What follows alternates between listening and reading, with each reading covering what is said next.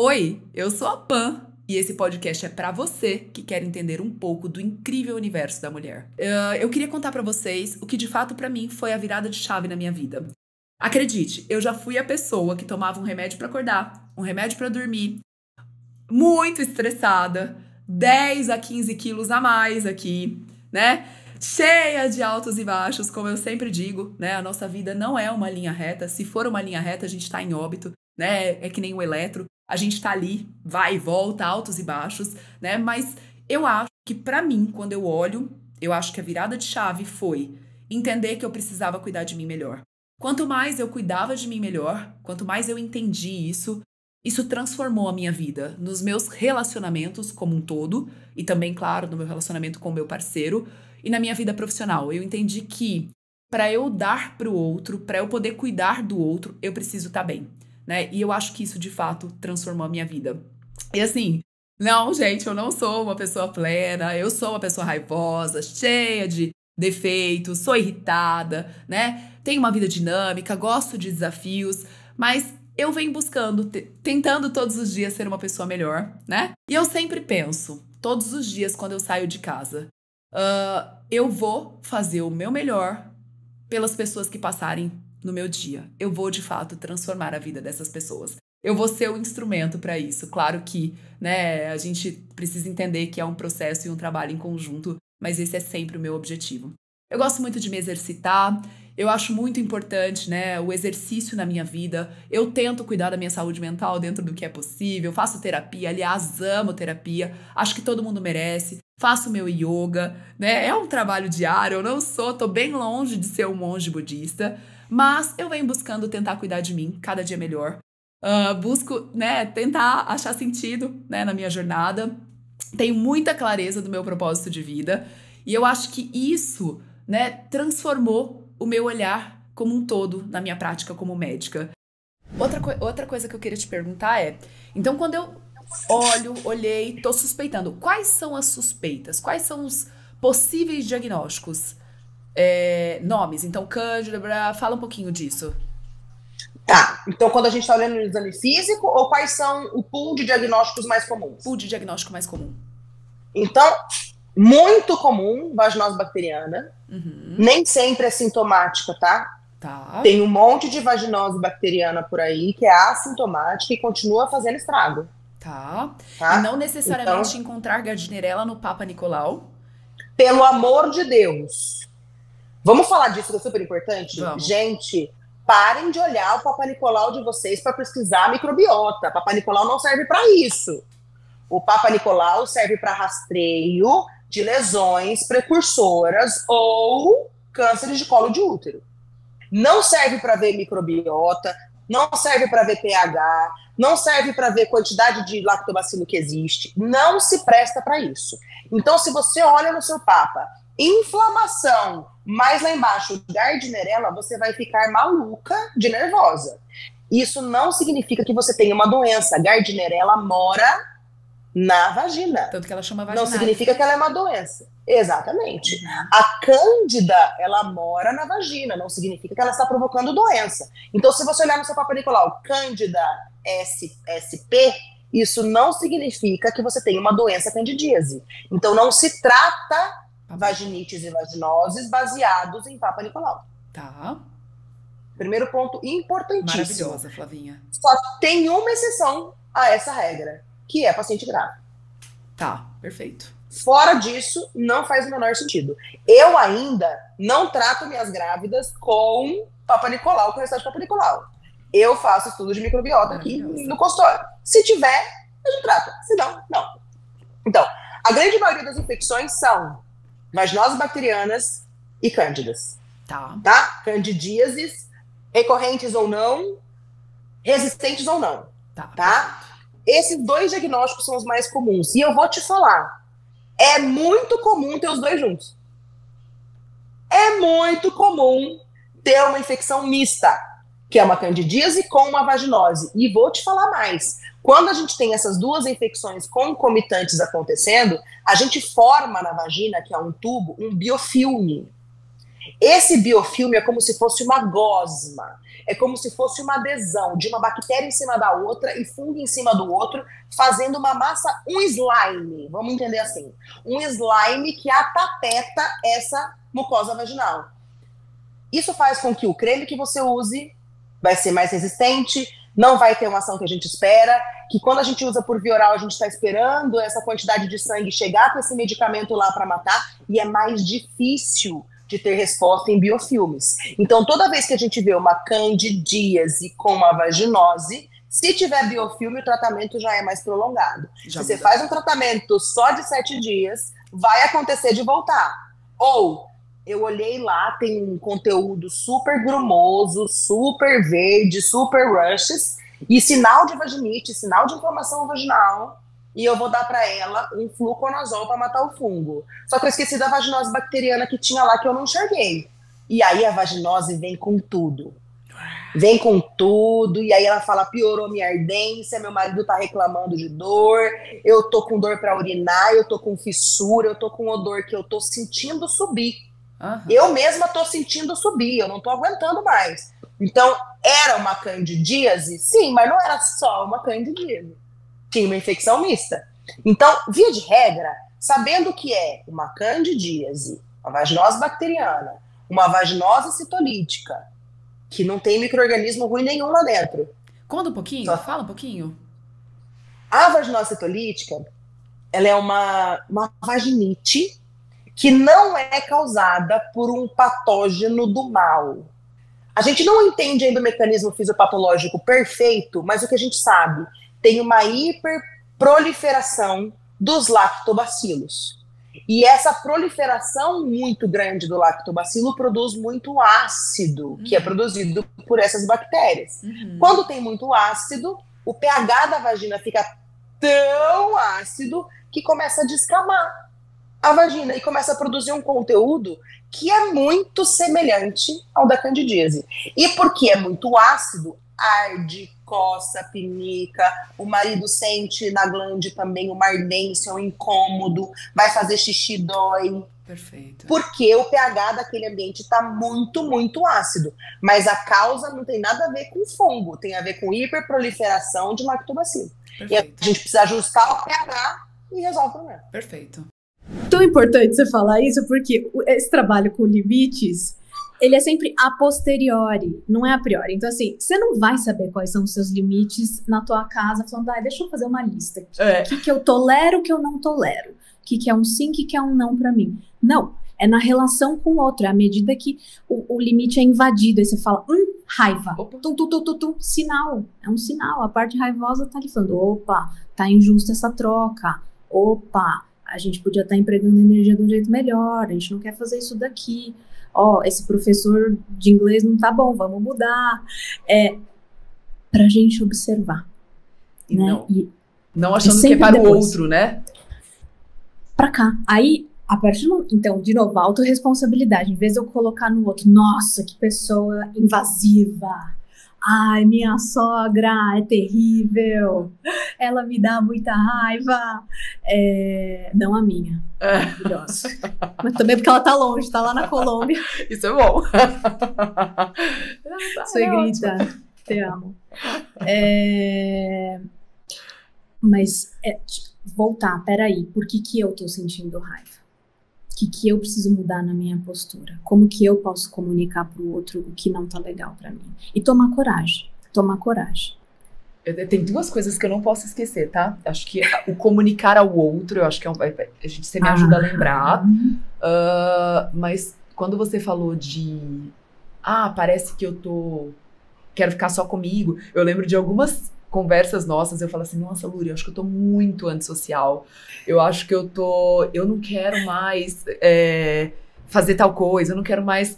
E eu lembro sempre da tua fala de tipo, não, você não é antissocial. Você talvez queira colocar a tua energia em lugares ou com pessoas que de fato fazem sentido pra Pamela de hoje, né? E eu acho que isso vem ficando muito leve pra mim. Entender que eu vim me modificando ao longo do meu processo e que hoje a Pamela com 40, talvez sim queira escolher melhor as pessoas que eu quero me relacionar. E talvez seja uma fase também. Isso não quer dizer que talvez pessoas que foram muito importantes e fizeram muito sentido na minha vida, elas têm ali o papel delas, mas que talvez hoje, para Pamela, né, sei lá, essa Pamela que hoje tá buscando tanto conhecimento, buscando tantas coisas e que de fato quer se conectar conversar sobre projetos, sobre vida, sobre autoconhecimento e que tá tudo bem. Talvez eu não querer falar sobre fralda, sobre escola, sobre, sei lá, tá tudo bem, né? Então acho que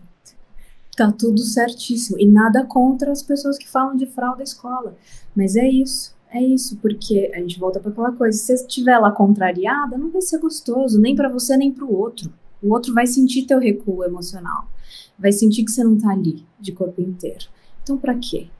Né? Ou escolhe um outro momento, ou diz um não nessa fase, tá tudo bem. Né?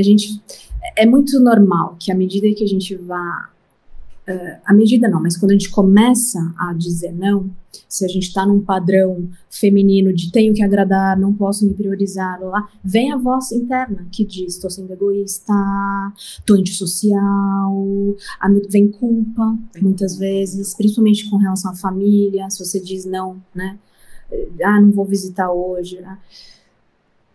Mas é aí que a gente precisa de uma presença intensa né, diante dessas nossas partes e entender o que elas estão querendo proteger internamente, sustentar um pouquinho esse desconforto, porque a gente tem direito.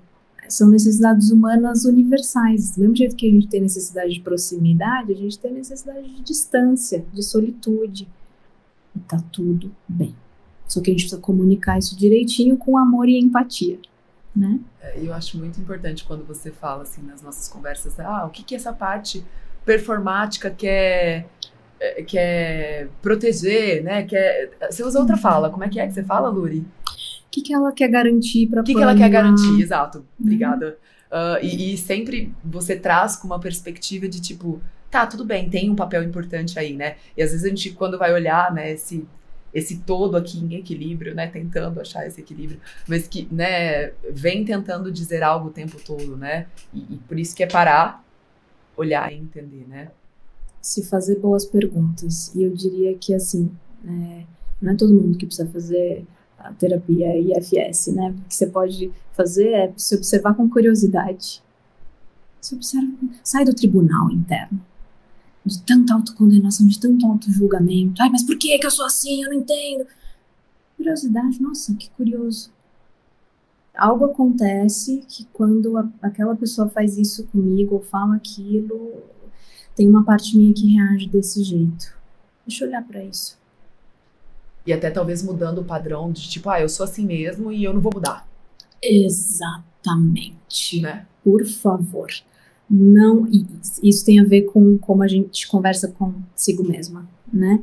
Ninguém é ansiosa, ninguém é deprimido, ninguém é raivosa. Nós podemos ter aspectos, partes que carregam raiva, que carregam tristeza, que carregam diferentes partes que carregam ansiedade por motivos diferentes, mas isso não nos define enquanto ser humano.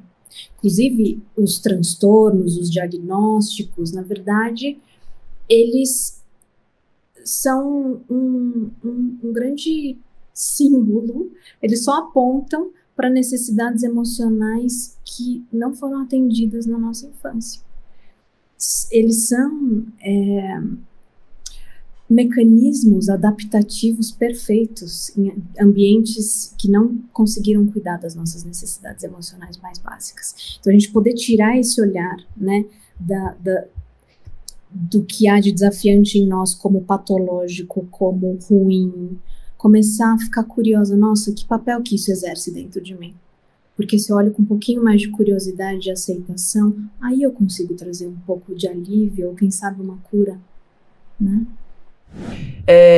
Mas é muito sofrida, a dieta é muito sofrida, o processo é muito sofrido, e como talvez transformar esse processo em algo mais leve? Como você acredita que pode ser? Quando alguém me diz assim, né, que, por exemplo, a gente, sei lá, vai ter um caso, vou dar um exemplo aqui, tá, de uma paciente com resistência à insulina, que é o que a gente pega todos os dias. E aí eu digo para essa paciente, você vai ter que rever o principal macronutriente que faz você ter resistência à insulina, tá? Que é o carboidrato. É o carboidrato, Uhum. tá? E aí entra isso que você falou, cultura. A gente vem numa cultura da industrialização. A gente vem na cultura do comer 2 fatias de pão integral, arroz com feijão, como sendo coisa saudável. E aí eu faço uma pergunta aqui bem rápida para quem estiver nos assistindo depois, que é o seguinte: se você vai aqui do lado, na Argentina, no Uruguai, nos nossos irmãos aqui, ninguém come arroz e feijão, eles deixam de ser saudáveis? Não. Então, traz para a luz, traz para a lucidez que isso é cultural. Tu vai mexer na cultura do brasileiro. Não, não é isso. Eu só estou te dizendo que aquilo que você está fazendo te leva para qual resultado. Eu acho que esse caminho aqui, ele tem que ser muito lúcido e muito claro. Eu faço isso. Aí eu sou pré-diabética, eu tenho pouca massa muscular, eu estou 15 quilos acima do peso, eu tenho sono o dia inteiro, a minha produtividade aí é uma M e tal. Pô, então o que eu faço me gera sofrimento. Beleza, né? É lucidez, é o adulto não mimado, tá? A gente já conversou muito sobre isso. Né? É o adulto não mimado. Depois eu quero fazer até um parênteses sobre a questão do mimado. Maravilhoso. Mas é o adulto não mimado, tá? Primeiro, eu tenho que ser prática, tá? E não mimizenta. Eu sei que não são termos técnicos, mas é para a galera entender. Vambora. Eu tô tentando não falar palavrão aí pro Rafa no meu trabalho. O Rafa tá chorando de rir aqui. Ele tá se divertindo. Rafa, eu juro que eu não vou falar palavrão. Mas enfim, ó. Ela vai falar em algum momento. Eu vou falar, daí faz pi. A gente vai falar. Pi, tá. E aí, assim, por que fica pesado? Porque eu botei uma importância em algo que é maior do que a importância que eu coloco na minha saúde. Aí já tem uma inversão de valores. A importância de comer um pão ou de comer um bolo tá maior do que o meu bem-estar da tarde inteira. E eu acho, nos grupos, hoje de manhã eu recebi um elogio ali, um elogio não, mas um feedback, não é elogio para mim, um elogio da pessoa dela para ela mesma, tá? Porque isso não é ego, é lucidez. E eu acho que tu só sai de uma condição com conhecimento, não porque eu tô dizendo. Tu só sai de uma condição quando tu aceita e entende. Poxa vida, tu vê, né? Olha, eu fazia isso, tinha essa resposta hormonal, tinha essa resposta bioquímica. Agora eu faço assim e eu tenho essa. Eu sempre pergunto quando tem essa coisa de sofrimento.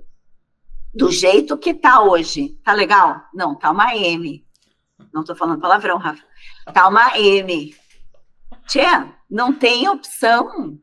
É daqui para pior se tu seguir fazendo a mesma coisa. E é isso que é importante entender, que a partir de agora tudo muda, né, Gi? 40 mais, muda tudo. É isso.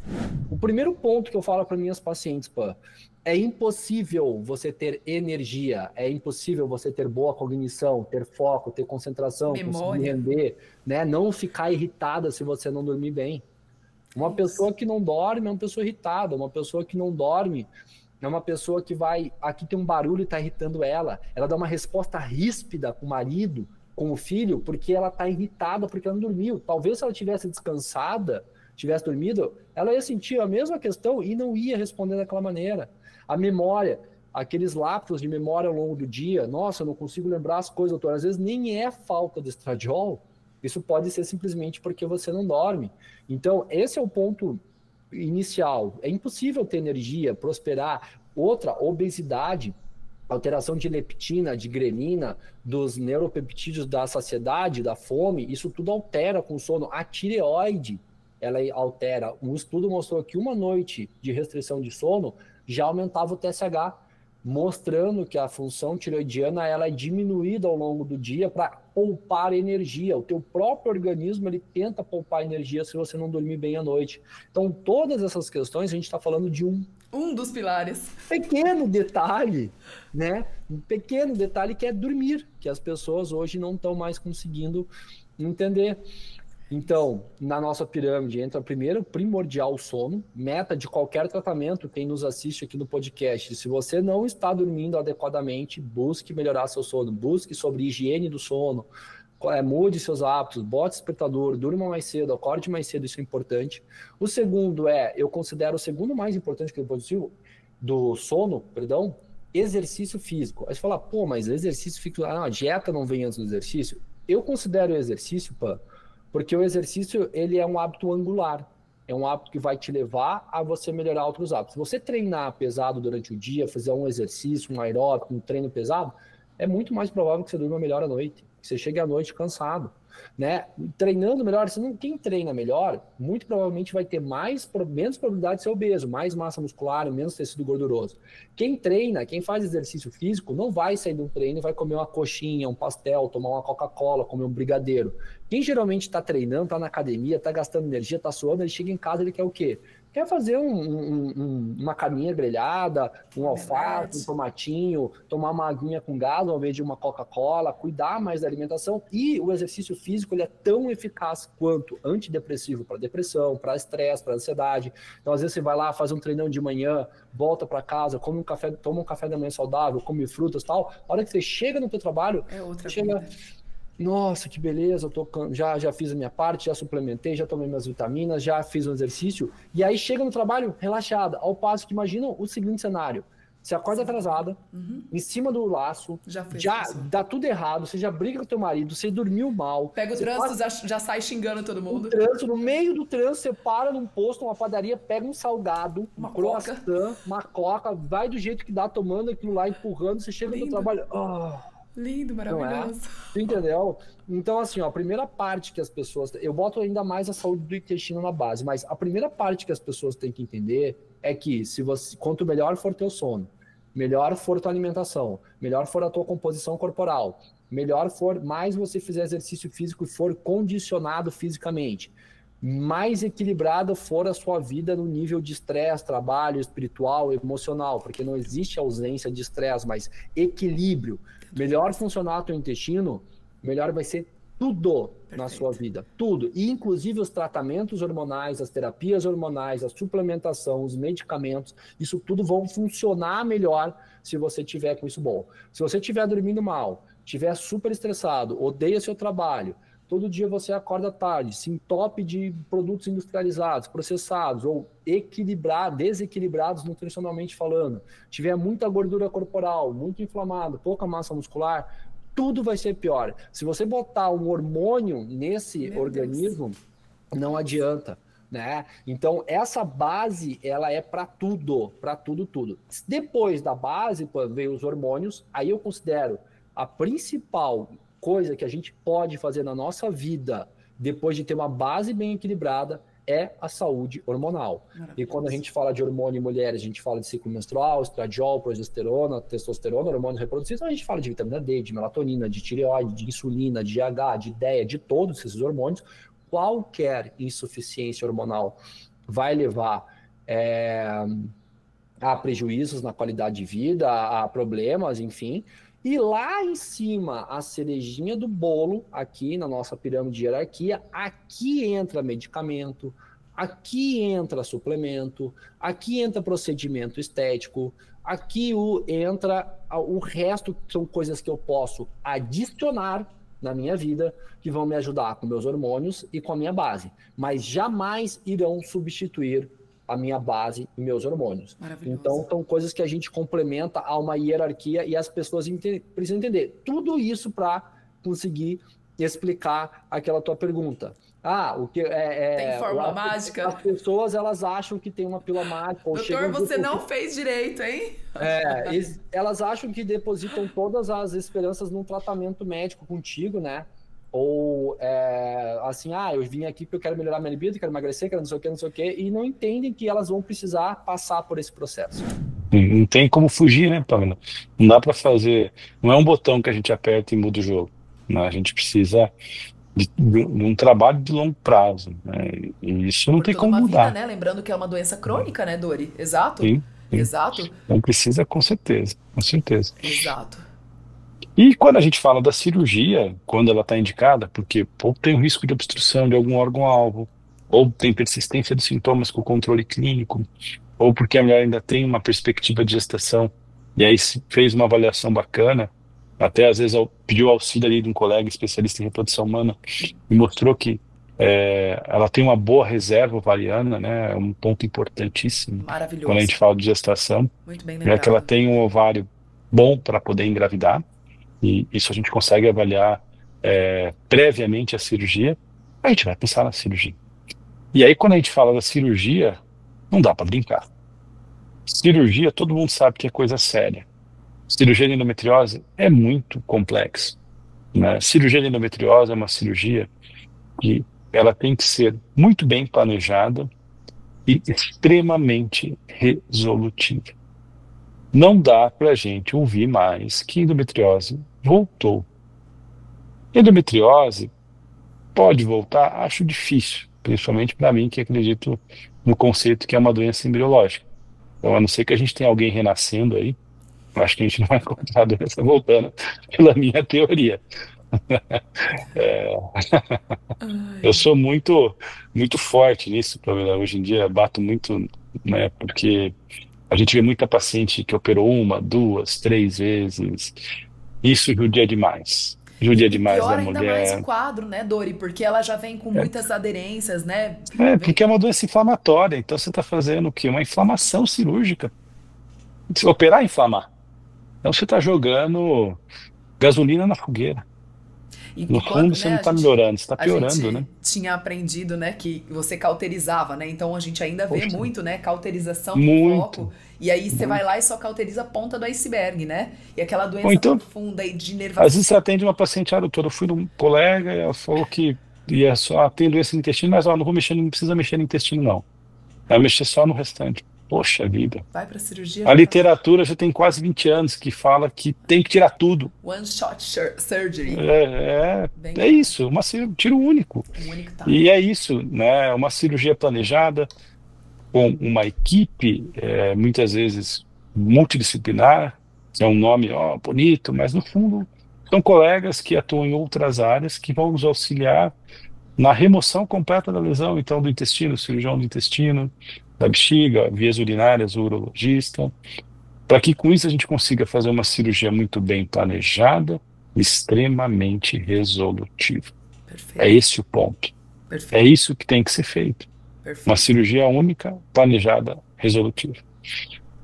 Para que a gente não tenha essas múltiplas cirurgias que são muitas vezes prejudiciais, até do ponto de vista de fertilidade também, porque muitas vezes você tem uma manipulação ovariana, algum grau de cirurgia ovariana, e isso acaba muitas vezes reduzindo a quantidade de óvulos que aquela paciente tem, e faz com que ela tenha até mais dificuldade de engravidar nesse pós-operatório. São cirurgias que, quando não resolutivas, geram frustrações, porque a paciente tem uma perspectiva de melhora e muitas vezes ela tem a piora, porque não tirou tudo. Então a gente tem que mudar esse jogo, né? E aí vem de novo a informação. A gente tem que falar sobre isso. A gente tem que falar que endometriose precisa ser feita uma cirurgia muito bem planejada, e equipes experientes, não é o Dorival que fala, não é a Pamela, é a literatura que é muito clara em afirmar que equipes experientes têm uma resolução muito alta, um baixíssimo índice de complicação. Tem um estudo inglês aí que mostra que uma equipe que, em média, faz, pensando em doença intestinal, que a gente sempre tem um pouco mais de cuidado, uma cirurgia um pouco mais complexa, equipes experientes que realizam acima de, se eu não me engano, 30 cirurgias ano, tem um resultado muito superior a equipes que não realizam com tanta frequência. Então a frequência cirúrgica também muda o jogo. A O expertise quanto você da está equipe, operando. né? Exato. Não tem A como. gente sempre brinca, né? Sempre falo para cada cirurgia que a gente faz, a gente traz um pouco das que a gente já fez. Excelente, excelente. Tu sabe que eu vou até um pouco mais além. Quando eu chego a minha paciente aqui no consultório, que ela vai ter o primeiro contato, eu tenho essa vertente um pouco docente, né? Desde a época que eu dava aula na faculdade. Então, eu gosto de falar para ela que existe um conceito, que ele é um conceito pré-escolar e existe um conceito de entender realmente o que está acontecendo, porque dependendo disso, do teu entendimento enquanto paciente, é que você vai ou não ser aderente ao tratamento, né? Perfeito. Então, além da endometriose, anatomicamente, ela ser esse tecido endometrial ectópico que ele está fora, a gente tem que entender, porque o entendimento disso daqui, prestem muita atenção, ele faz parte de todo o sucesso do tratamento. Ela é uma doença crônica, ela é uma doença inflamatória, uma doença imunológica e uma doença hormônio dependente. Em relação à cronicidade, a gente não tem muito o que fazer. Você vai ter que morrer, nascer de novo e pedir assim, me manda sem endometriose. E é importante trazer isso, Rafa, porque eu vejo muita paciente falando, eu tinha endometriose. Não existe. Ainda hoje não existe isso, mas talvez estaremos galgando para alguma coisa que sim, né? Mas ainda hoje não existe isso. Então, se a gente for observar, Pan, a gente tem 3 pilares que a gente precisa trabalhar para deixar essa mulher bem. E não adianta eu só bloquear o hormônio dela, sem alinhar a alimentação anti-inflamatória, sem alinhar o exercício físico, sem melhorar, não dá para falar a palavra modular, porque é feio, mas equilibrar essa parte, tanto hormonal dela, quanto a parte inflamatória, quanto a parte imunológica. Porque se a gente for pensar, tu pensa assim comigo, o que determina os graus da endometriose? É a lesão dela, se ela é superficial ou se ela é profunda, né? Anatomicamente, lá por um exame de ressonância, eu posso supor que eu tenha, mas eu não posso bater o martelo em cima dizendo que esse é o diagnóstico. Mas como que ela penetra no útero, nos tecidos? Como que ela penetra no peritônio? Se a gente for pensar que aquele tecido endometrial que a mulher sangra todo mês externamente, que ela vê como menstruação, esse mesmo tecido vai sangrar dentro da cavidade abdominal dela, né? Onde está localizada a endometriose, que pode ser em ligamento, que pode ser em trompa, pode ser em ovário, pode ser em diafragma, pode ser no olho, pode ser no nariz, pode ser em qualquer outro local, né? Depois você talvez fale um pouquinho das teorias, porque não tem nada que explique a endometriose ainda, dizendo que ela é disso. Mas esse tecido, que ele sangra externamente, ele sangra lá, onde ele estiver. Então, a nossa parte, o nosso sistema imunológico, a menstruação é inflamatória, essa inflamação, o nosso sistema imunológico vai lá tentar bloquear isso daí. E existe, claro, uma labilidade desse sistema imunológico nosso, ele é falho, e é por isso que a endometriose tem uma perpetuação aí nesse tecido, né? Só que tu imagina uma cicatriz em cima de uma cicatriz. Eu corto, de repente eu cicatrizo e corto em cima. Corto em cima. Eu começo a fazer... Exato. Eu começo a fazer um nódulo.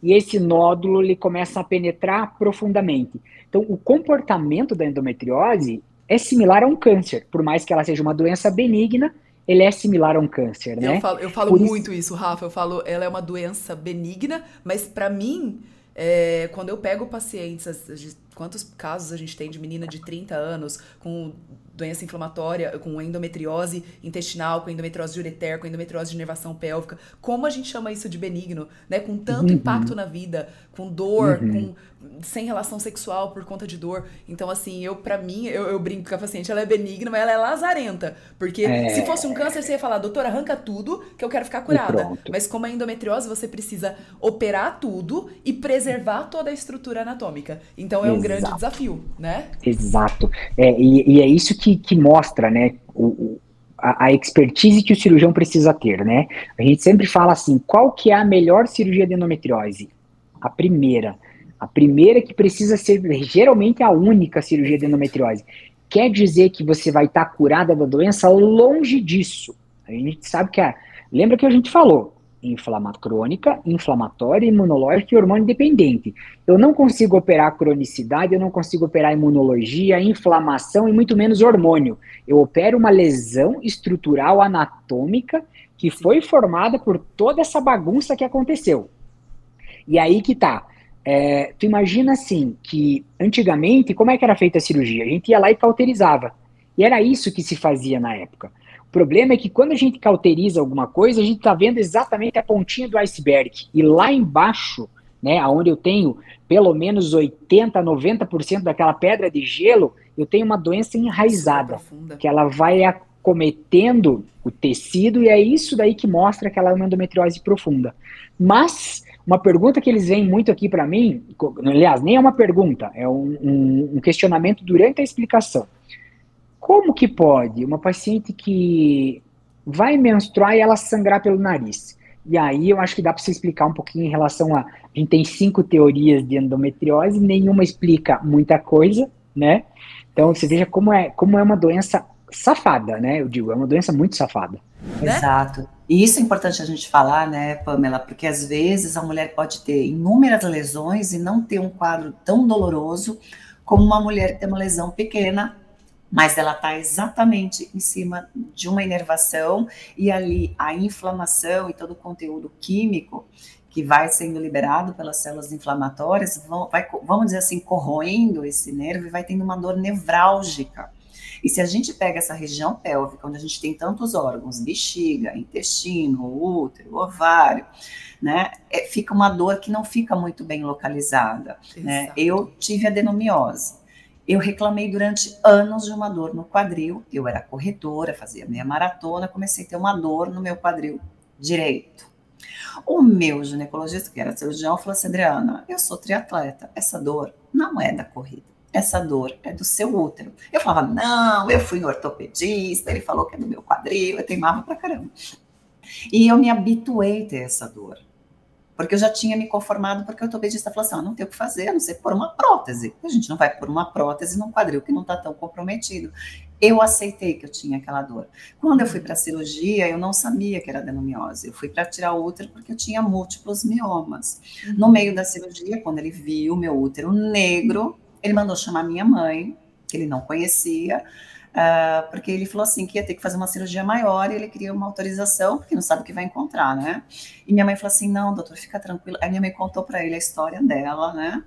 E aí, depois que acabou a cirurgia, ele falou que tinha adenomiose. E quando eu acordei, foi a primeira coisa que eu perguntei para ele. Eu falei assim, cadê aquela dor? Eu não tô sentindo mais. Ele falou assim, eu não falei para você que era do seu útero.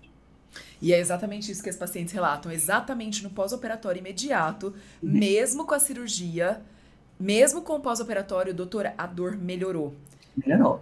Eu lembro de acordar da anestesia e falar assim, cadê aquela dor? Melhorou. Uhum.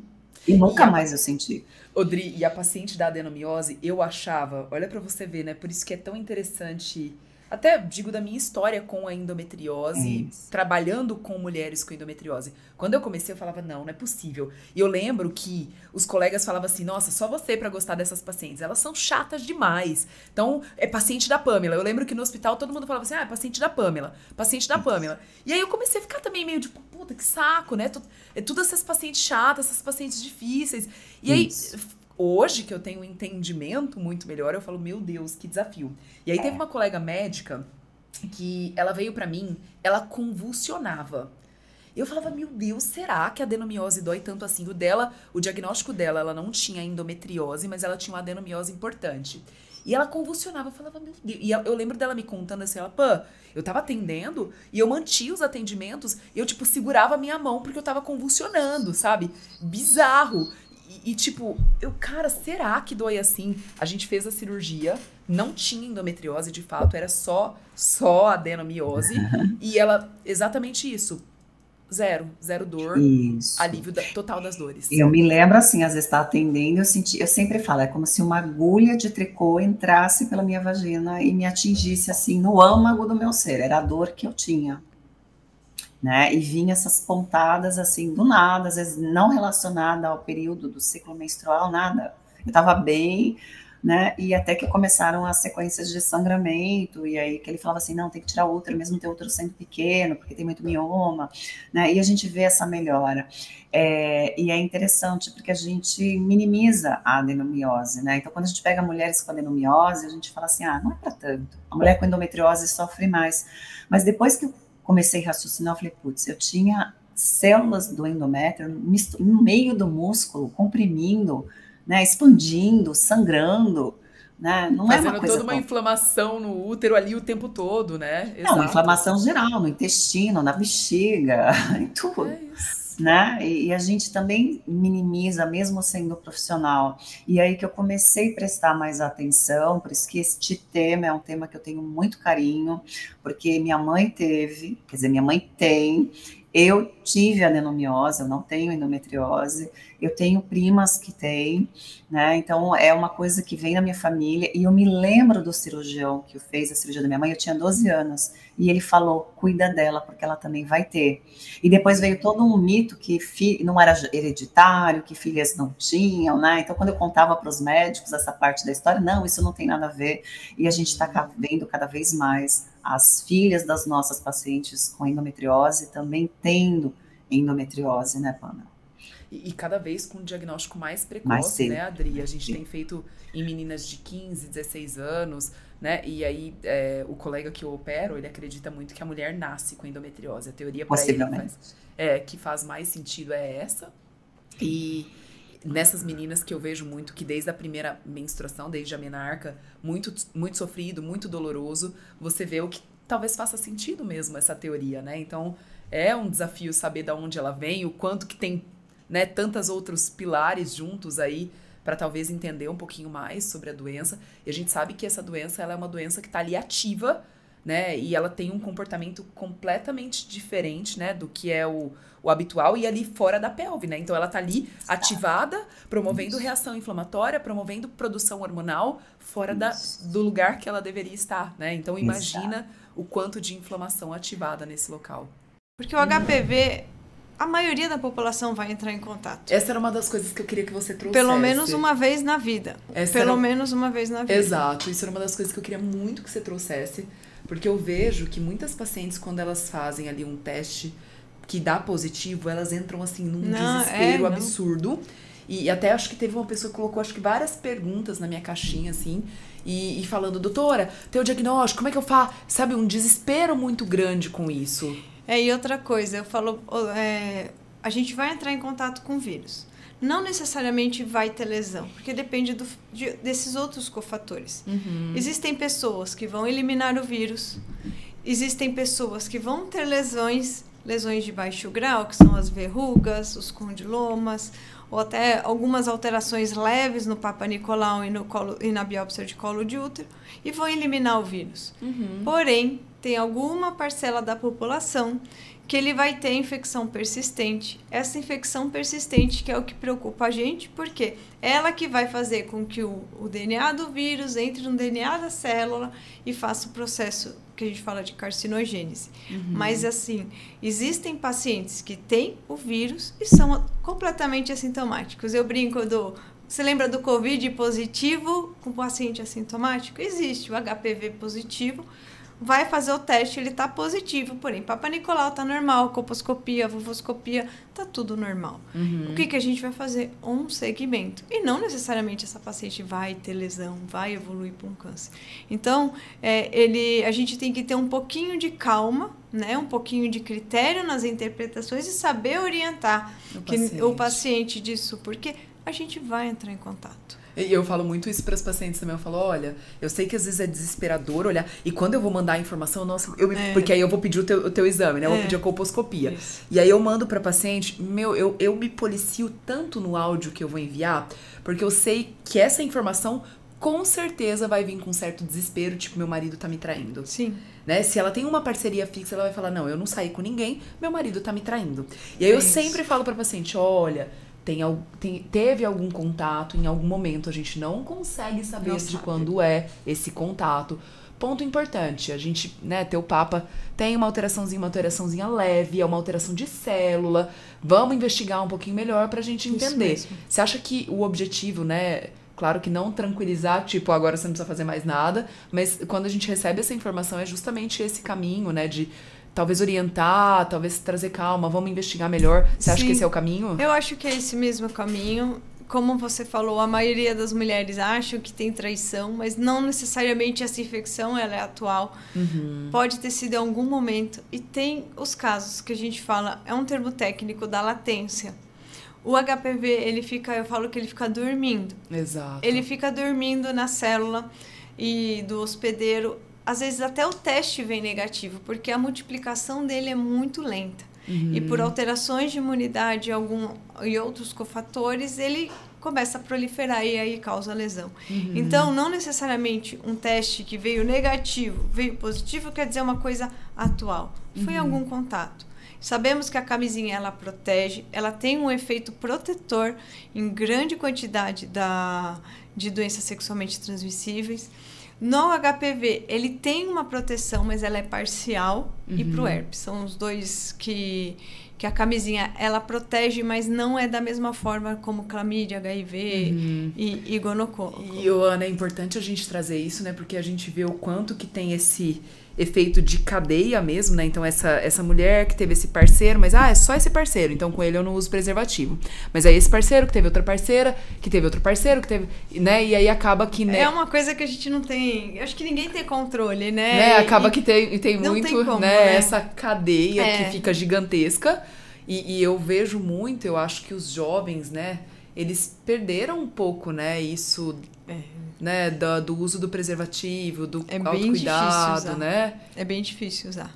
Mudou bastante. A gente tava, quando você chegou, né, você estava contando do quanto de casos de câncer, né? A gente acha que talvez para uma população ou não, né? Eu acho que independente, a gente tem feito muito mais diagnóstico também, né? A gente faz muito mais exames, a gente examina mais, né? Exato. Talvez o público, né? Como você falou, né? A gente está no estado de São Paulo, né? Você está em São Paulo, estamos a 1 hora de São Paulo, né? Então, acaba que a gente faz muito mais, né? Sim. Essa avaliação.